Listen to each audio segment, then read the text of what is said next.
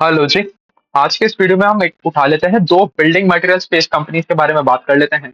हम बात करने वाले हैं पॉलीकैब के बारे में और केईआई के बारे में। तो इन दोनों कंपनीज को कवर कर लेते हैं। उससे पहले थोड़ी सा इंडस्ट्री के बारे में बात कर लेते हैं। देखो, बिल्डिंग मटेरियल स्पेस में हमें सबसे पहले दो चीजें देखनी है कि एक तो आपको वॉल्यूम ग्रोथ मिल जाना चाहिए, दूसरा आपको वैल्यू ग्रोथ देखने को मिल जाना चाहिए। तो वॉल्यूम ग्रोथ का सिंपल सा मीनिंग क्या है कि आप ज्यादा बेचो। मतलब अगर आपने पिछली बार 100 मीटर का वायर बेचा था, तो इस बार आप 100 मीटर की बजाय 110 मीटर 120 मीटर का वायर बेचो।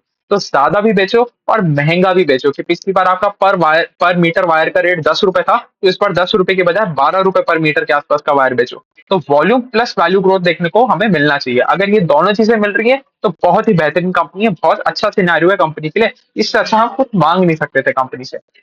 दूसरी चीज हमें समझनी पड़ेगी कि पूरा का पूरा इंडस्ट्री लिंक्ड है कमोडिटी साइकिल से। अब देखो, अब ऐसे तो इसको आप इंडिपेंडेंट बिजनेस की तरह देख सकते हो कि भाई आप कार बना के बेच रहे हो, आपको कोई बहुत ज्यादा फर्क पड़ना नहीं चाहिए ये कमोडिटी प्राइसेस से। मगर अगर इनको पड़ता है, अब वो कैसे पड़ता है वो थोड़ा सा समझ लेते हैं। अब जैसे इनके कंस्ट्रक्शन में ये जो वायर बना रहे हैं, केबल बना रहे हैं, या ऐसे नीचे वाले सेगमेंट के प्रोडक्ट्स बना रहे हैं, इसमें दो तीन चीजों की रिक्वायरमेंट होती है। एक तो एल्यूमिनियम की रिक्वायरमेंट होती है, कॉपर की रिक्वायरमेंट होती है और पॉलीमर की रिक्वायरमेंट होती है। तो अगर इन सारी चीजों का प्राइस ऊपर की तरफ जा रहा है तो ये कंपनी के लिए फेवरेबल है, और नीचे की तरफ आ रहा है तो कंपनी को घाटा पड़ेगा, नुकसान लेना पड़ेगा।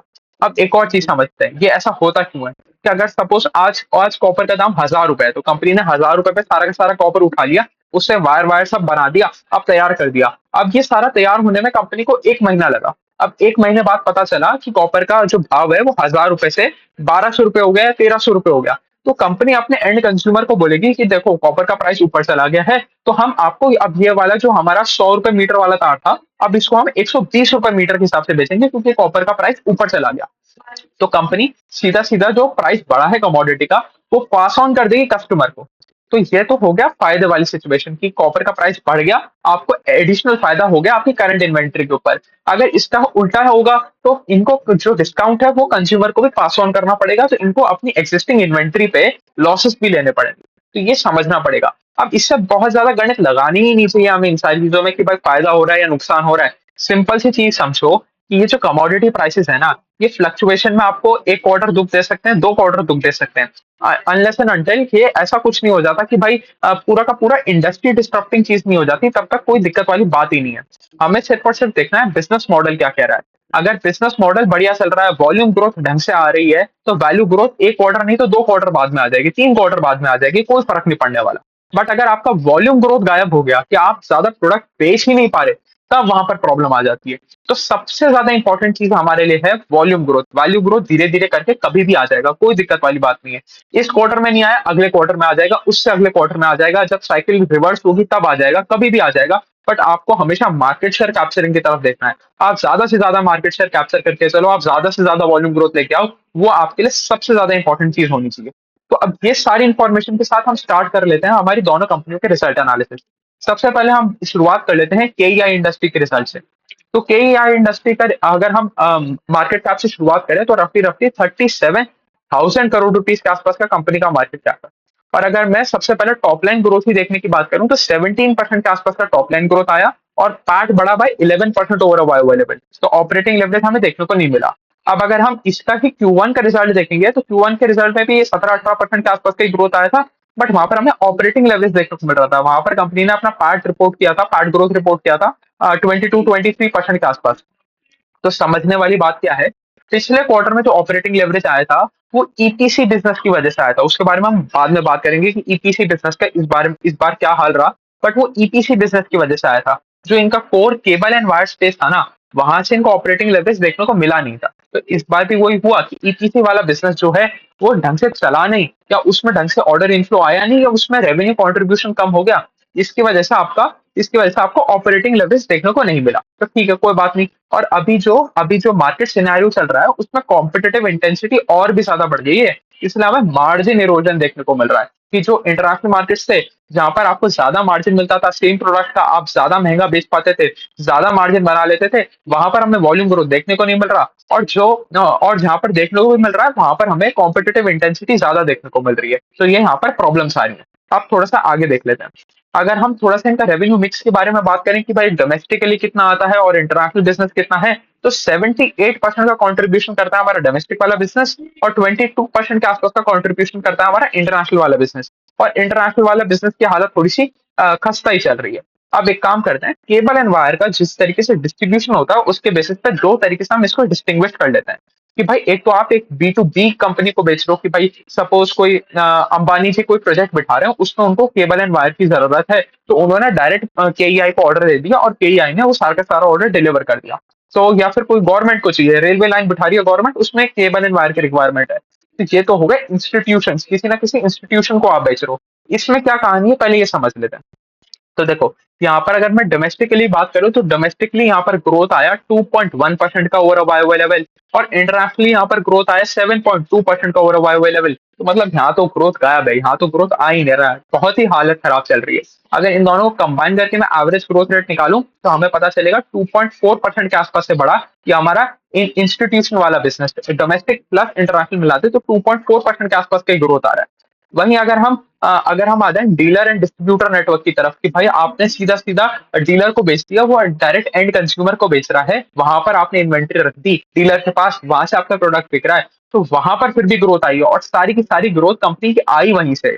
तो वहां पर अगर हम बात करें तो वहां पर 37% के आसपास का हमें ग्रोथ देखने को मिला on a Y Y level. तो यहाँ काम ठीक हुआ, ये यहाँ ही आया वो जो ओवरऑल हमें 17% के आसपास का रेवेन्यू ग्रोथ देखने को मिल रहा है ना, वो सारा का सारा ही डीलर डिस्ट्रीब्यूटर वाले नेटवर्क में से आ रहा है। अगर मैं नंबर ऑफ डिस्ट्रीब्यूटर के बारे में बात करूं, क्योंकि भाई आपका मेजोरिटी सेल वहीं से आ रहा है, तो आपको ये देखना पड़ेगा कि भाई डीलर डिस्ट्रीब्यूटर वाला जो नेटवर्क है वो किस पेस पे एक्सपांड कर रहा है, उसका पेस भी हमें देखना पड़ेगा। तो लास्ट क्वार्टर में 2015 के आसपास इनके पास डीलर डिस्ट्रीब्यूटर थे, जो बढ़ के अभी 2040 के आसपास हो गए, 2040 के आसपास हो गए। तो इन्होंने ठीक ठाक एडिशन भी किया अपने डीलर डिस्ट्रीब्यूटर नेटवर्क में। तो यहाँ पर भी कहानी मोटा मोटी ठीक ही चल रही है। आप देखो ठीक किस नजरिए से बोल रहे हैं कि भाई आपने अपना एक गाइडेंस दिया था हम कि 5 साल में अपने टॉप लाइन को अपने रेवेन्यू को डबल कर देंगे। तो 5 साल में रेवेन्यू डबल करना हो गया 15-16% के आसपास का रिजल्ट, 15-16% के आसपास का सीएजीआर। और आप कह रहे थे उससे भी थोड़ा सा कम टाइम ही लगेगा, तो आप मोटा मोटी गाइड कर रहे थे कि 17-18% के आसपास से हम ग्रो करेंगे। पिछले क्वार्टर में भी आपने 18% के आसपास से ग्रो किया, इस क्वार्टर में भी आपने 17% के आसपास से ग्रो किया। तो आप अपनी अपनी गाइडेंस के अनुसार चल रहे हो। बट अभी गाइडेंस के अनुसार चलने से कहानी पूरी नहीं होगी, हमें ये देखना पड़ेगा कि ओवरऑल इंडस्ट्री में क्या ये फास्टेस्ट ग्रोइंग प्लेयर है या नहीं है। ये चीज समझ के चलना पड़ेगा, क्योंकि पैसा तो वही बनेगा जहां पर इंडस्ट्री की सबसे ज्यादा रेट पे ग्रोथ आ रही होगी। तो ये चीज समझ के चलना है हमें। ठीक है, ये वाला भी हमने नंबर देख लिया।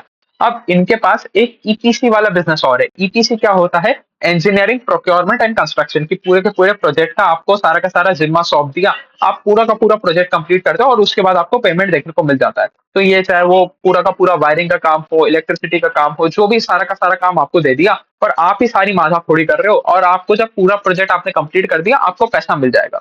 तो ये ईपीसी वाले बिजनेस की वजह से Q1 में हमें अच्छा ग्रोथ आते हुए देखने को मिला था। इन फैक्ट तभी वहां पर हमें ऑपरेटिंग लेवरेज देखने को मिला था, नहीं तो पिछली बार कोई भी केबल एंड वायर कंपनी में हमें ऑपरेटिंग लेवरेज देखने को नहीं मिला था एक्सेप्ट फॉर केईआई इंडस्ट्री। और उसका रीजन यही था। और इस बार यहाँ पर ग्रोथ आया ही नहीं। यहाँ पर अभी ऑर्डर बुक तो है। अब देखो एक और चीज समझो, जो आपका ईपीसी वाला बिजनेस है ना, उसमें कंसिस्टेंसी नहीं देखने को मिलेगी।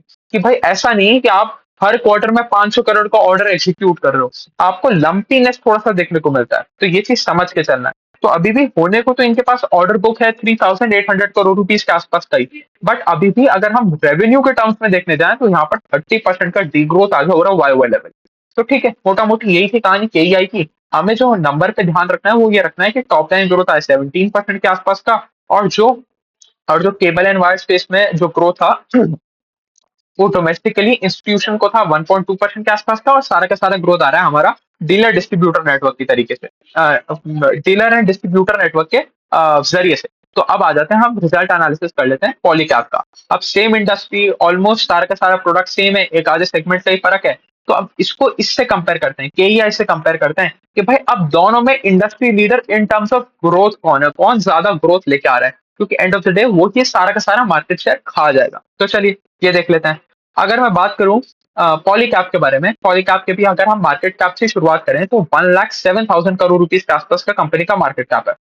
अब देखो इनके भी सबसे पहले हम रेवेन्यू नंबर्स देख लेते हैं। तो कंपनी का रेवेन्यू बढ़ा by 31% over Y level and part growth of PAT growth of 4% over Y level. तो यहाँ पर तो ऐसा लगेगा कि भाई आपने आपने रेवेन्यू के टर्म्स में तो बहुत धमाकेदार ग्रोथ दिखाई है, बट आपका पैट कुछ बढ़ा ही नहीं। इसके बारे में भी हम बात करेंगे, बट अभी हमें सबसे ज्यादा फोकस करना है हमारी रेवेन्यू ग्रोथ पे। क्या आपका टॉप लाइन ढंग से बढ़ रहा है क्या?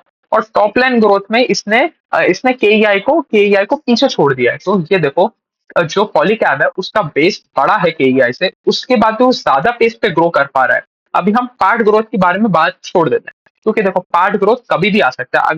अगर आप इंडस्ट्री लीडर हो तो कभी भी ऐसा नहीं होगा कि second line player, third line player, fourth line player पैसा बना रहा है और आप पैसा नहीं बना रहे। अगर वो पूरा का पूरा इंडस्ट्री में कोई भी पैसा बनाएगा तो सबसे पहले इंडस्ट्री लीडर ही पैसा बनाएगा। तो ये चीज समझ के चलना है।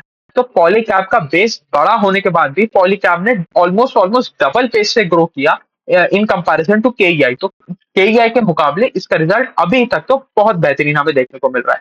अब थोड़ी सी बात करते हैं हम, ये तो 4% के आसपास की पार्ट ग्रोथ आया कि यहाँ पर तो ऑपरेटिंग लेवरेज की बात छोड़ो, यहाँ पर तो पैट की कोई मतलब नाम का ग्रोथ देखने को मिला है हमें। ये क्यों हुआ? तो इन्होंने भी रीजन वही दिया कि भाई जो हमारा हाई मार्जिन प्रोडक्ट था ना, जो हाई मार्जिन प्रोडक्ट था उसकी सेल तो हो गई कम, तो थोड़ा सा प्रोडक्ट मिक्स चेंज हो गया। उसके बाद जो हमारा इंटरनेशनल वाला डिवीजन है वो सिर्फ 6% के आसपास का कंट्रीब्यूशन है, बट वहां पर हमें कोई बहुत अच्छी ग्रोथ देखने को नहीं मिली। ऊपर से जो कॉम्पिटेटिव इंटेंसिटी है वो बढ़ गया, इसकी वजह से हमारा थोड़ा सा मार्जिन इरोजन हो गया। तो ये चीज कंपनी ने Q1 में भी बताई थी और FY24 एंड होने पे भी बताई थी। तो उन्होंने गाइडेंस दिया था कि हम अपने इबिटा मार्जिन को 12 से 14% के बीच में मेंटेन करके चलेंगे, और उन्होंने ये मार्जिन मेंटेन भी करे हैं। तो कंपनी जो कह रहा है वो अभी तक तो डिलीवर करता हुआ हमें देखने को मिल रहा है। तो यहाँ पर भी कोई दिक्कत वाली बात नहीं है। अब देखो, जब कोई भी प्रॉब्लम इंडस्ट्री वाइड आती है ना, तब कोई भी इशू नहीं होता, आप उस प्रॉब्लम को उठा के बाहर फेंक दो। अनलेस एंड अनटिल आपकी कोई भी ऐसी प्रॉब्लम है जो सिर्फ और सिर्फ आपकी कंपनी को अफेक्ट कर रही है, तभी आपको चीजें समझनी है। अगर पूरी की पूरी इंडस्ट्री में प्रॉब्लम आ रही है तो आप देखो कि भाई क्या ये प्रॉब्लम ट्रांजिशनरी है। अगर ट्रांजिशनरी नहीं है तो आपको वो सारी की सारी कंपनी ही छोड़ के भागना पड़ेगा। वो चाहे पॉलीकैब हो, चाहे वो केईआई हो, चाहे वो काबिल हो, कोई सी भी केबल एंड वायर बनाने वाली कंपनी हो, आपको सारी ही छोड़नी पड़ेगी। तो ये चीज समझ के चलना पड़ेगा। तो ये जो कमोडिटी प्राइसेस तो अभी इनके फेवर में गए हैं, उसके बाद भी उसके बाद भी जो उनको पार्ट में ग्रोथ नहीं देखने को मिला है, उसका यही रीजन है कि कॉम्पिटेटिव इंटेंसिटी बढ़ गई है, इसकी वजह से थोड़ा सा मार्जिन इरोजन हो गया है। तो ये चीज हमें समझ के चलना पड़ेगा। अब देखो, ये थोड़ी सी कहानी उल्टी करते हैं। ये कहते हैं हमें इंस्टीट्यूशन से बहुत अच्छा ग्रोथ देखने को मिला, हमें इंस्टीट्यूशन में कोई दिक्कत नहीं आई। अगर हम डोमेस्टिक इंस्टीट्यूशन ग्रोथ की बात करें तो वहां पर हमें करीबन करीबन 28% के आसपास का हमें ग्रोथ देखने को मिला, और बहुत बेहतरीन ग्रोथ देखने को मिला। वहां पर कोई भी कमी नहीं देखने को मिल रही। हमें जो प्रॉब्लम आ रही है वो आ रही है हमें रिटेल डायरेक्ट कंज्यूमर तक बेचने में। तो कि जैसे आप पॉलीकैब का वायर घर ले आओ तो उसमें इनको दिक्कत आ रही है। तो वहां पर केईआई बहुत अच्छा काम कर रहा है अपने डीलर डिस्ट्रीब्यूटर नेटवर्क में, सारा का सारा सेल इसका वहीं से आ रहा है। और पॉलीकैब बिल्कुल ही उल्टी चीज कर रहा है। पॉलीकैब कह रहा है कि हमारा इंस्टीट्यूशन में बहुत अच्छा सेल है, और इंस्टीट्यूशन में देखो एक और चीज है। अब पॉलीकैब का मार्जिन कंप्रेशन हुआ, उसका एक और रीजन समझते हैं हम। जब आप ज्यादा से ज्यादा इंस्टीट्यूशन को बेचोगे तब आपको मार्जिन कम मिलेगा। अब केईआई का आप देखो ज्यादा सेल आया डीलर डिस्ट्रीब्यूटर नेटवर्क से, तो वहां पर आपको मार्जिन ज्यादा बनता हुआ देखने को मिलेगा। क्योंकि आप देखो बिल्कुल बिल्कुल बेसिक चीज समझते हैं। जैसे हमें पता है कि जैसे आप क्वांटिटी का ऑर्डर देते हो कि भाई आप 1000, 10,000, 15,000, 50,000 पीस का ऑर्डर देते हो, ऐसे जैसे जैसे आपका क्वांटिटी बढ़ता जाता है आपका पर यूनिट प्राइस कम होता जाता है। तो पर यूनिट प्राइस कम हो रहा है, इसका मतलब क्या है? पर प्रोडक्ट कंपनी अपना मार्जिन कंप्रेस ही तो कर रही है। तो सीधी सीधी गणित यही है ना। तो अगर कोई कंपनी ऐसा होगा जो सीधा सीधा डायरेक्ट कंज्यूमर को बेच पाएगा, ज्यादा से ज्यादा अपने डीलर एंड डिस्ट्रीब्यूटर नेटवर्क के थ्रू सेल कर पाएगा, तो उसका कंपैरेटिवली मार्जिन थोड़ा सा ज्यादा होगा। और यही पॉलीकैब भी बता रहे कि थोड़ा अनफेवरेबल टर्म्स में हमारा प्रोडक्ट मिक्स चेंज हुआ, हमारा इंस्टीट्यूशन में बहुत अच्छा ग्रोथ आया। तो इंस्टीट्यूशन बहुत अच्छा ग्रोथ आने की वजह से उनको क्या लग रहा है कि भाई हमारा मार्जिन कंप्रेस हो रहा है। तो ये चीज हमें समझ के चलना पड़ेगा। तो ऐसा नहीं है कि पॉलीकैब में कोई चीजें खराब हो रही है कि सिर्फ 4% के आसपास का ग्रोथ आया है। अगर हम इन टर्म्स ऑफ ग्रोथ देखें तो पॉलीकैब बहुत अच्छे रेट पे ग्रो कर रहा है इन कंपैरिजन टू केईआई। अभी हमें पार्ट ग्रोथ नहीं देखना है कि सपोज अगर क्या हो, कल को अगर इनका ये जो डीलर डिस्ट्रीब्यूटर नेटवर्क है जहां से भी ग्रोथ आने लग जाएगा, तो आप सोचो ये 30% से भी ज्यादा ग्रोथ करेंगे और ऑपरेटिंग लेवरेज भी लेके आएंगे, क्योंकि यहाँ पर आप इनको मार्जिन एक्सपेंशन भी देखने को मिलेगा। तो हमें हमेशा प्रेफरेंस देना है वॉल्यूम ग्रोथ को। Volume growth is the most important thing you should look for. तो ये चीज भी हमें समझ के चलना है। अब अगर इनके एक्सपोर्ट डिवीजन के बारे में बात करें तो इनका सिर्फ और सिर्फ 6% आता है एक्सपोर्ट से। तो ठीक है, बाकी 93-94% के आसपास का इनका डोमेस्टिक मार्केट से आता है, और डोमेस्टिक मार्केट में भी इनको ज्यादा ग्रोथ देखने को मिल रहा है इंस्टीट्यूशन वाली साइड में, बड़े बड़े बिजनेसेस को, गवर्नमेंट्स को बेचने में इनको ज्यादा नंबर देखने को मिल रहा है। अब ठीक है, चलो ये चीज भी हमने समझ ली। अब इनके पास एक सेगमेंट और है जो इनके ओवरऑल प्रॉफिटेबिलिटी को हिट कर रहा है। देखो केईआई में कोई भी एफएमईजी का सेगमेंट नहीं था, यहाँ पर वो सेगमेंट है। मतलब ये क्या कर रहे हैं, ये स्विच गियर बना रहे हैं, ये पेडेस्टल फैन बना रहे हैं, ये सीलिंग फैन बना रहे हैं, ये इस तरह के कंज्यूमर ड्यूरेबल आइटम्स भी बना रहे हैं। बट अभी ये वाला जो सेगमेंट है ये इनका घाटे में चल रहा है, इबिटा नेगेटिव है। और इस बार तो यहाँ पर इबिटा नेगेटिव और भी ज्यादा इन्होंने घाटा रिपोर्ट किया। और क्यों किया उसका देखो सिंपल सा रीजन समझो कि आप अगर आप कहीं अपने घर के पास में ही चाहे एक दुकान खोलते हो, आपने सपोज किराने की भी दुकान खोलेगी, तो किराने की दुकान खोलने में तो आपको पहले तो जेब से ही पैसा देना पड़ेगा ना। आपको कुछ ना कुछ फिक्स कॉस्ट तो आएगी। अगर आप दुकान खरीद रहे हो तो दुकान खरीदने की कॉस्ट आएगी, दुकान रेंट पे ले रहे हो तो पहले आपको 2 महीने की सिक्योरिटी और 1 महीने का रेंट आपको देना पड़ेगा, उसके बाद आपको माल मंगवा के रखना पड़ेगा, उसकी कॉस्ट आएगी। आप इंटीरियर कराओगे, इंटीरियर की कॉस्ट आ जाएगी। तो आपको धंधा करने से पहले कॉस्टिंग बेयर करना पड़ेगा, आपकी पॉकेट से पैसा पहले ही निकल जाएगा। तो ये इनका वही फेज है, इनको पहले फिक्स कॉस्ट के ऊपर खर्चा करना पड़ा, उसके उसके बाद इनको एडवर्टाइजिंग पे बहुत ज्यादा स्पेंडिंग करना पड़ा। तो ये सारा स्पेंडिंग करा तभी तो एक ब्रांड विजिबिलिटी बनेगी, तभी तो पता चलेगा कि भाई पॉलीकैब का भी पंखा आ रहा है, पॉलीकैब की भी लाइट आ रही है, पॉलीकैब का भी स्विच आ रहा है। तभी तो आपका ब्रांड विजिबिलिटी बढ़ेगा, तभी तो आपका रिकॉग्निशन बढ़ेगा, तभी तो कंज्यूमर जाके दुकान पे मांगेगा कि मेरे को पॉलीकैब का स्विच चाहिए। तो ये सारा खर्चा तो मैंडेटरी है, धंधा चलाने के लिए खर्चा तो करना ही पड़ेगा। तो ये डे वन का खर्चा है, आप तो ऐसे समझो कि ये डे वन का खर्चा है। ये आगे चल के ये वाला सेगमेंट में इनका प्रॉफिटेबल हो जाएगा। एज सच फंडामेंटली कोई दिक्कत नहीं है कि ये जन्मों जन्मांतर ही घाटे में रहेंगे, ऐसी कोई बात नहीं है। अभी ये बिजनेस स्टार्ट हो रहा है, पिकअप हो रहा है, इसकी वजह से हमें नेगेटिव देखने को मिल रहा है। बस इतनी सी बात थी। इसमें भी अगर हम देखें तो पंखे वाले सेगमेंट में बहुत अच्छा ग्रोथ देखने को मिल रहा है, और ओवरऑल एफएमईजी वाला सेगमेंट ग्रो किया बाय 18% ओवर वाई लेवल। तो यहाँ पर भी अच्छा ग्रोथ आ रहा है, बहुत अच्छा ग्रोथ आ रहा है। तो चलिए, ये वाली चीज भी हमने समझ ली। अब इनका इनका भी एक ईपीसी वाला बिजनेस है, और ईपीसी वाला बिजनेस दोनों का कोई बहुत मेजर कंट्रीब्यूशन लेके नहीं आता, वही 5-7%, 10% के आसपास का टोटल रेवेन्यू में कंट्रीब्यूशन लेके आता है। बट यहाँ पर बेस छोटा होने की वजह से जबरदस्त पेस ऑफ ग्रोथ यहाँ पर देखने को मिला। 264% का मतलब ऑलमोस्ट ऑलमोस्ट 3 गुना हो गया इनका रेवेन्यू। और पार्ट भी उतनी पेस पे बढ़ गया, मतलब जो इबिट्टा है, इबिट्टा भी ऑलमोस्ट 3 गुना ही हो गया। तो बहुत बेहतरीन नंबर। तो ईपीसी वाला बिजनेस इनका भी बहुत अच्छा कर रहा है, but overall contribution to the revenue is काफी कम। तो इसलिए इसलिए हमें बस इसका ग्रोथ नंबर ट्रैक करते रहना है कि भाई जब ये significant part of the revenue mix बन जाएगा तब ये और भी अच्छा परफॉर्म करने लगेगा। अभी बेस काफी छोटा है। तो चलिए, मोटा मोटी यही थी कहानी पॉलीकैब के बारे में भी। हमने दोनों कंपनी कवर कर ली, और दोनों कंपनी में हमें एक ही चीज पता चल गई कि भाई पॉलीकैब बहुत बड़ा बेस है एज कंपेयर टू केईआई, उसके बाद भी उससे अच्छे पेस पे ग्रो कर रहा है, और हमें टारगेट हमेशा करना है वॉल्यूम ग्रोथ को। जो हमारा पॉलीकैब का रिजल्ट था वो ज्यादा बेहतरीन था, ज्यादा अच्छा था Q2 का, एंड इन कंपैरिजन टू हमारा केईआई इंडस्ट्री का result. Same industry, same company, almost almost same segment, उसके उसके बावजूद भी एक कंपनी है जो 30% से ग्रो कर रही है, और दूसरी कंपनी है जो सिर्फ 17% के आसपास से ग्रो कर रही है। तो चलिए, अभी के लिए इतना ही रखते हैं। Thank you.